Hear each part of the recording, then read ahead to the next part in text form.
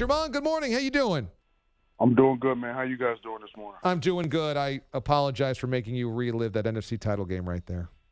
It's a part of my history now, so I'm okay with it. How do you process that a couple of months later? Do you have the ability to look back and not be bitter about it? Well, you're always going to have some kind of bitterness whenever you think about it, because you got to understand the type of, the situation that we were in, and there's a lot of hard work and a lot of focus that gets put into every single year, and when you have an event like that happen, it's pretty devastating, for your team at that moment. But as of right now, you just got to put things into perspective and understand that, we would have loved to have that opportunity. I would have loved to have that opportunity at the end of my 12th year to have a chance at a Super Bowl, but it didn't happen. So, it is what it is. And unfortunately, it came on our expense, but fortunately for the league, since the rule has been changed, it shouldn't happen to anybody else. It just it sucks that it came on our behalf. But, it was a little tough to deal with a few days after it happened. I didn't leave the house, didn't eat too much and things like that, because it was devastating for our team and for us individually. But, it is what it is now. Most of the city of New Orleans did not watch the Super Bowl, did you? No, I was actually out there with the whole boycott bowl. Me and my wife, we just kind of sat down and just watched the fans just embrace not watching it, and it was kind of fun to be not really be a part of it, but just to see it. It was a huge party in the city of New Orleans that day, and and that just goes to show you the type of resiliency that region has. Yeah, I mean, I love New Orleans, and I love the fact that they were able to turn a negative into a positive and have the boycott bowl and a party. So what was that like, watching people try to have a good time in the face of such tragedy on a football field, essentially? They didn't try to have a good time. They did.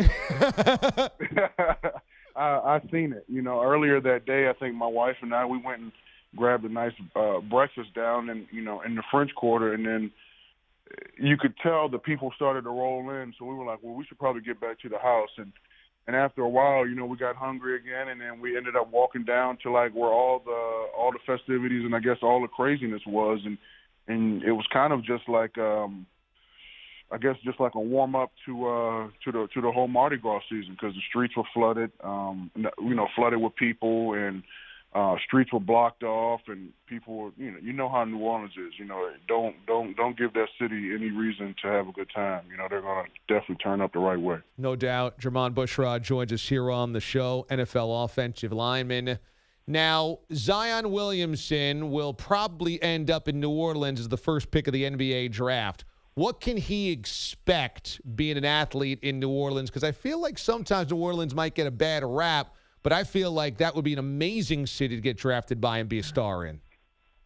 Well, the city of New Orleans, they're going to welcome you, man. They're going to welcome you with open arms, and it's just a good family atmosphere. If you come in there and you work hard, and if you can, Zion could potentially, be part of the reason that the Pelicans are kind of start heading in the right direction. So the city, you got to be pumped up about that, and I understand that New Orleans is a small market, and for a number one pick to go there, they might not have some of the same opportunities if they were to go to, where everybody was anticipating, New York or one of the other bigger cities, one of the other bigger markets. But you know what? I played in New Orleans for 7 out of my 12 years, and it was just a good place to be. We were embraced. We won a lot of games. And the city rolled with us, and you got to be happy with that. So it's an opportunity for Zion, and I know him and his family will embrace it. And if they embrace it, the city will embrace them, and it'll be a good thing for him and his career. Yeah, and I mean, Drew Brees has become a civic icon and nationally has an enormous brand, and that has all happened in New Orleans. So, I mean, doesn't it make sense that Zion, if he embraces going to New Orleans and becomes a superstar, could be, just as beloved as Drew Brees probably in many ways? I don't know, he'd have to probably win a championship because Drew is at that next level, but he could be a super-duper star there and really be beloved, couldn't he?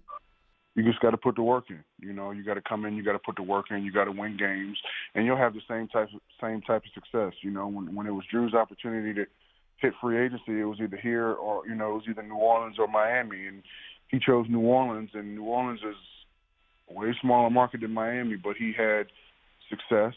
He won a Super Bowl. He broke a lot of records, and he is heavily loved in that city and around the world. And, he has a whole bunch of opportunities, off the field as well. So, it's kind of a blueprint. It's a different situation, but, you got to understand, when you're a professional athlete, at the end of the day, you do kind of control your destiny, and you need a little luck and whatnot so you don't get injured and things like that. But if you work, if you win, if you can get a championship, man, if you can bring, help bring a finals to that city, it would go crazy. So, he, like I said, he can have success. You just got to win some games. You got to work, and I think he has that work ethic. Jermon Bushrod joins us here on the show, 12-year NFL veteran on the offensive line.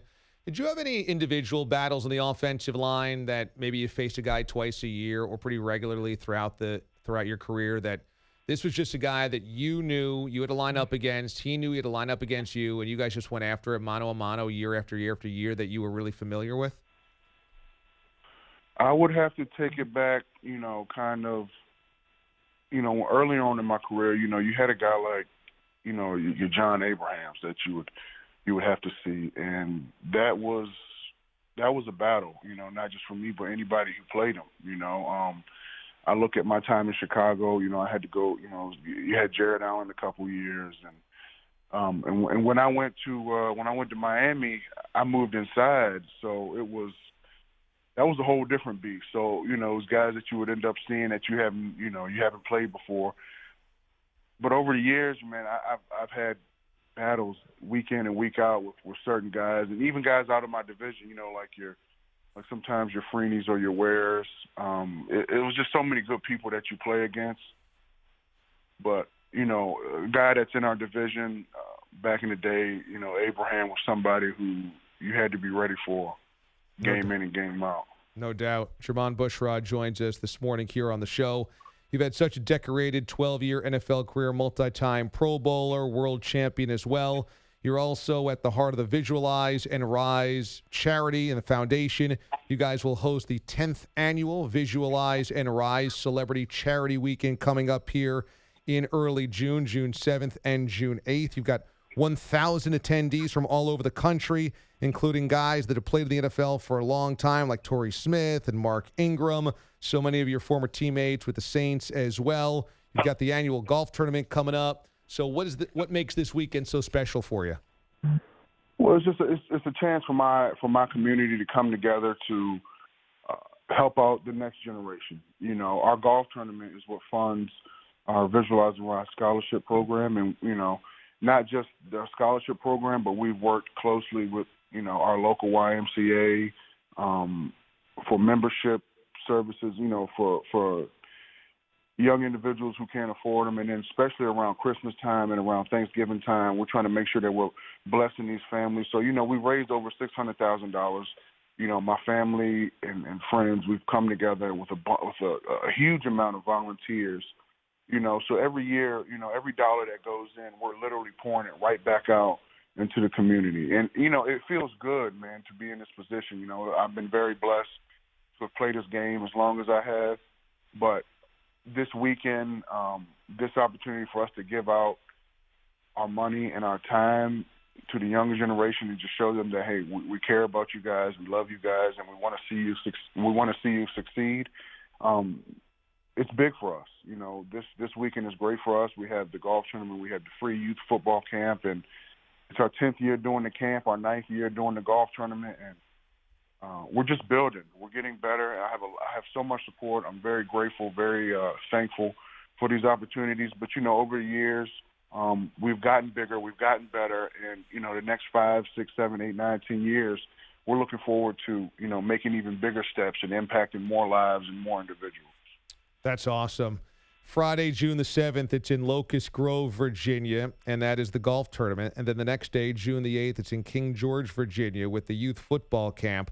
Visualize and Rise. For more information, go online and find out about this awesome celebrity charity weekend and how you can also get involved with Jermon Bushrod and a great foundation that does a lot of good stuff. Jermon, good stuff, man. Thanks so much for doing what you do, and thanks so much for the time this morning.